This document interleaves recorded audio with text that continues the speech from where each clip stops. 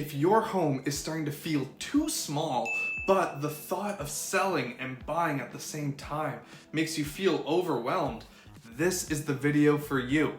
Maybe your family is growing. Maybe you need a home office. Maybe the kids just need more space. Maybe you're tired of stepping over toys or boxes or dog beds, laundry baskets, and everything else that seems to just pile up day after day. When a home just no longer fits your living space, you will feel it. And deep down, you know it's time to make a move. But then the big question, it hits you. How do I sell this home and buy the next one without everything falling apart? Because that is the part that makes people freeze right there in their tracks. It's not always the idea for moving when it feels scary. It should be a well thought out process, and that all comes down to your strategy and timing. What if you sell your home too quickly and then you've got nowhere to go? What if you find the perfect home, but your current home, it hasn't sold yet, and you get stuck potentially carrying two mortgages on your new home that you just bought and your current home that's sitting on the market? What if you make the wrong decision simply because you felt rushed through the process? These are all real concerns. And if you've been thinking about upsizing in Halifax, Bedford, Dartmouth, or anywhere in HRM, I want you to know something right away. You are not wrong for feeling cautious. Selling and buying at the same time is a big move, but it does not have to be chaotic. It does not have to feel like you're juggling two houses or two timelines, two sets of paperwork all at once. That's what we're going to be going over in this video, because with the right plan, upsizing can actually feel clear. It can feel organized. It can even feel exciting. And we're going to start off with a little story. I want you to imagine a family living in Dartmouth. We'll call them the Thompsons. When they first bought their home, it was perfect. It was their starter home. It was the place where they celebrated milestones, hosted friends, brought home their first child, and they were building a life here. At the time, the home felt like more than enough for what they needed. But over the years, life, it changes. One child became two, and work started happening from home. The dining room table turned into a desk. The spare bedroom became storage. The basement became a mix of toy bins and laundry and things they kept meaning to organize but never had the time to get around to. And slowly, without one big dramatic moment, the house stopped fitting their needs. That's how it usually happens. One day, you just look around and think, we've outgrown our home. The Thompsons started dreaming about more space, a bigger yard, a better layout, maybe a quieter street, maybe a home in Fall River, or Bedford, or Hammond's Plains, Clayton Park, or somewhere that gave their family room to breathe. But every time they got excited, the fear kept creeping back in. They would scroll through listings online and see homes that they absolutely loved and adored. But then they would think to themselves, we haven't sold our home yet. They would think and talk about listing their homes. Then other thoughts crept in. But what if it doesn't sell if we can't find anything else? So they did what a lot of people do. They waited. And because they were waiting, it felt safe to them at first. Oh, don't worry, we have time. We can wait. But after a while, waiting, it started to feel frustrating because they were still cramped in their current home. They were still stepping over things, still trying to make a home work that just no longer matched their lifestyle.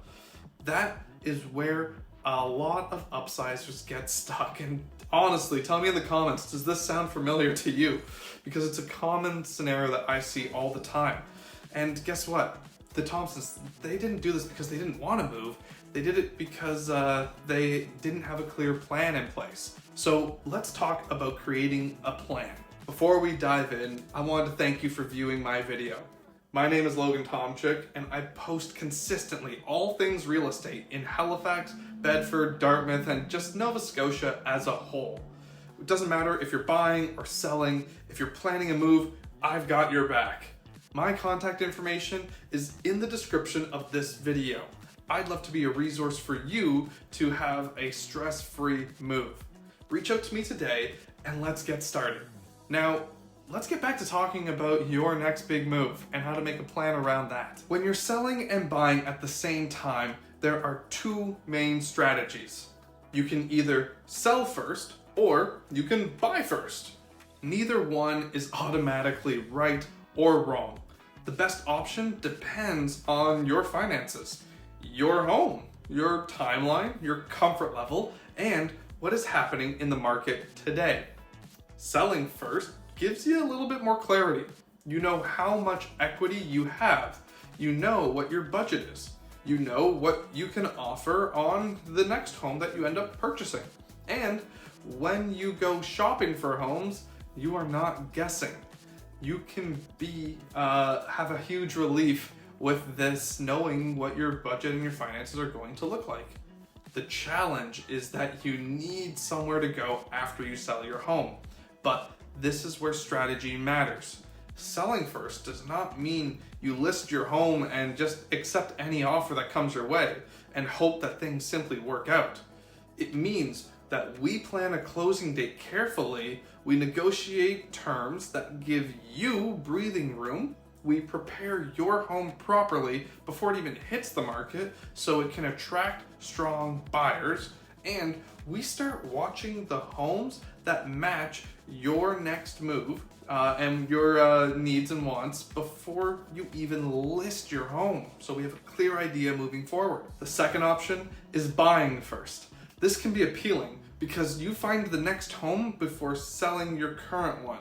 You know where you're going to move when your home sells. You avoid the fear of being in between homes. But buying first also comes with risk.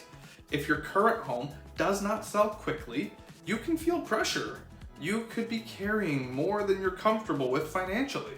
You could end up accepting a lower offer just to make the timing work with your move. So if you buy first, you need to be very clear on your numbers, your finances, the marketability of your current home, and what conditions need to be included to protect you.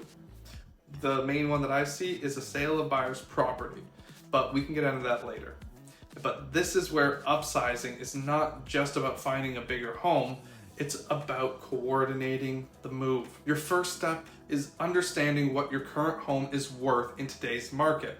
Not what your neighbors think, not what an online estimate says, not what you hope it might be worth. You need to look at real comparable sales, current competition that's active on the market, buyer demand, condition of your home, location of your home, and how your home presents compared to other properties. Once we know that, we can create your budget for the next home. Then we're gonna talk about your must-haves for your future home. Not your wish list of 20 things, your real must-haves. Do you need a third bedroom where right now you only have two? Do you need an at-home office because your job has changed over the years?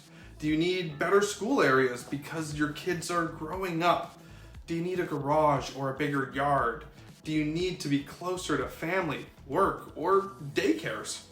This matters because when you're upsizing, it's easy to get distracted by pretty homes that do not actually solve your current problem and are the reason why you're moving in the first place. The goal is not just to buy more square footage. The goal is to buy a home that fits the next chapter of your life. Next, that we have all that organized, we're going to prepare your current home for the market. Now, this does not always mean spending a fortune, Sometimes it means decluttering. Sometimes it means doing small repairs.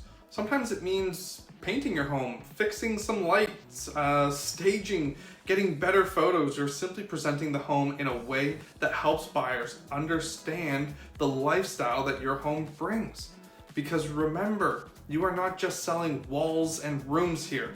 You are selling the feeling of a home and what that space could be for someone. And when your home shows well, you create more confidence with buyers. More confidence can lead to better offers, better terms, and a smoother transition from selling to buying in your new home. Now, back to the Thompson family.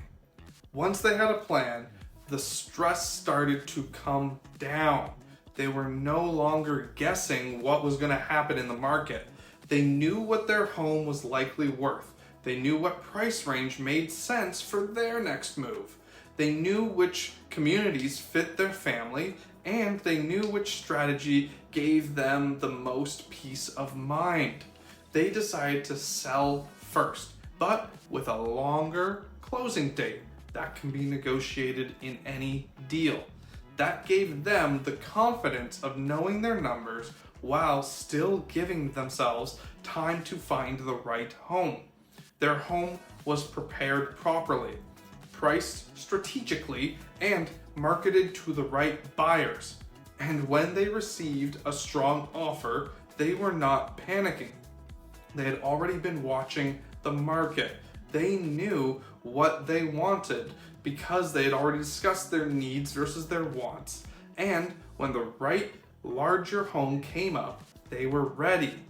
That is the difference a plan can make.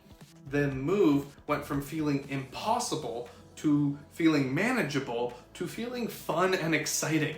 And that's what I want you to take away from this video. If you're thinking about upsizing, you do not need to have every answer today, but you do need to start with the right conversation, because the longer you sit in confusion, the heavier the move feels. Once you understand your options more clearly, your numbers, your timing, and your strategy, the path becomes so much more clear. So, if your current home no longer fits your lifestyle and you're thinking about selling and buying a new home in Halifax or Dartmouth or Bedford or anywhere in HRM, reach out to me today. My contact information is in the description below of this video. You can book an appointment with me, send me a message, or comment below, and we can talk through your next move together. I'm Logan Tomczyk, your real life realtor, and I want to help make your realty dreams happen.